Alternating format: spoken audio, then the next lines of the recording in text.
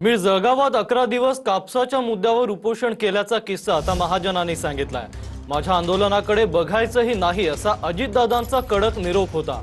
दादांनी देवकर आप्पांना आंदोलनाकडे दुर्लक्ष करा असं म्हटलं होतं। रोहित पवारांच्या आंदोलनस्थळी महाजनांनी अजित पवारांसंदर्भातील जुना किस्सा सांगितलाय। देवकर आप्पा आपल्या मंत्रिमंडळामध्ये होते, जळगावचेच होते।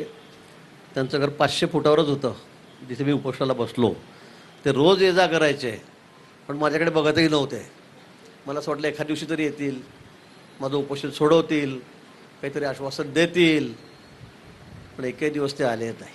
5व्या 7व्या दिवशी मी त्यांना निरोप पाठवला, कार्यकर्त्यांना पाठवलं आणि म्हटलं बाबा त्यांना विचारा आप्पांना की आपले चांगले संबंध आहेत, मला एकदा विचारा तर माझं उपोषण तर सोडा, काही आश्वासन तर द्या, वरती बोला।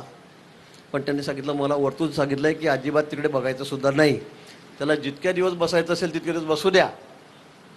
आता सांगायला मला हरकत नाही, अजितदादांचा कडक निरोप त्यांना होता की तिकडे बघायचंच नाही त्याच्याकडे, गिरीशकडे, त्याला बसू द्या तिकडे काय उपोषणाला बसायचं असेल तर। आणि असं माझं 11 दिवस उपोषण चाललं। शेवटी मुंडे साहेब आलेत, देवेंद्रजी आले, मुनगंटीवारची मित्र त्यावेळेला होते, सगळे आम्ही आमची टीम होती, सगळे त्या ठिकाणी आलेत आणि मग त्यावेळेला ते उपोषण त्या ठिकाणी माझं सुटलं।